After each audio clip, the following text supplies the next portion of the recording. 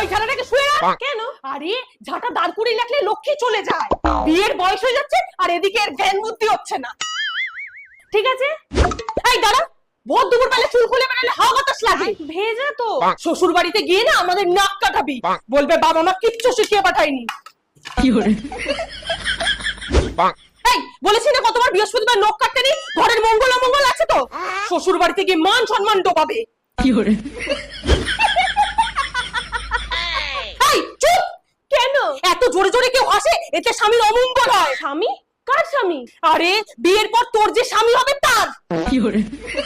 এটা হবে না, মা বকবে। আমি এটা খাটের তলা থেকে পেয়েছি, ফেলেই দেবো। কাঁচি জিনিসটা ভেঙে ফেললি, শ্বশুর বাড়িতে না এরকম করলে অলক্ষ্মী অপয়া বলবে।